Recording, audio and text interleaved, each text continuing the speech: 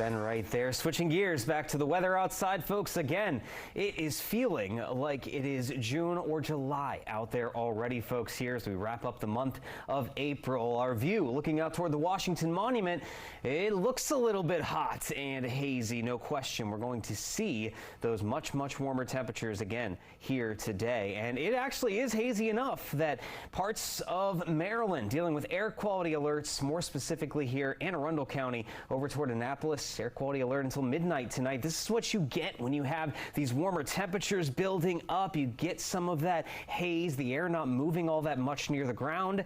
It can cause this drop in air quality for those affected by such things. So we'll be keeping our eye on that until we can get things moving again a little bit tomorrow. There's a look at those current temperatures. Again, it's not too bad along the shores of the Chesapeake Bay where we have readings in the 70s, but outside of that, it is turning hot and quickly. We have 82 degrees in Hagerstown and Cumberland, 85 Culpeper, 84 Manassas, and DC is just above the 80-degree mark, but we still have a ways to go with these temperatures continuing to rise as we have southerly winds about 5 to 10 miles an hour and a very sunny sky continuing. There is high pressure down to our south and east that is funneling all of this warm air right up into the heart of the DMV. There's a storm system lingering over the Great Lakes, but it's not going to have much of a say on our weather conditions until we get into the day tomorrow, and then we could see some relief. So that's the good news today.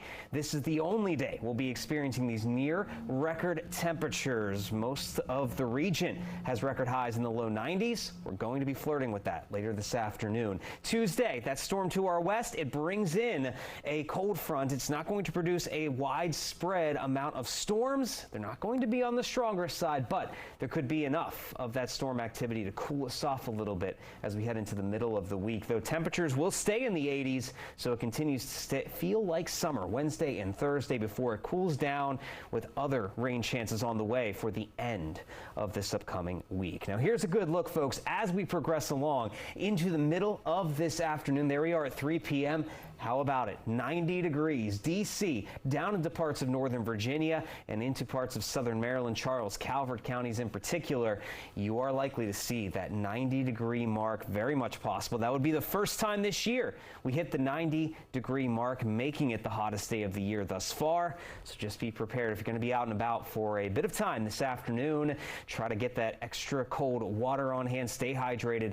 Stay cool. Now, the other thing is we're not catching much relief as we head into the night. 9 o'clock, we are just dropping into the 70s, and then low temperatures overnight tonight into Tuesday, only falling back down into the lower 60s. So that's what's making this even more of a summer preview. And as we enter into the day tomorrow, temperatures will spike up again into the middle and upper 80s, but notice that cooler air into parts of western Maryland and West Virginia.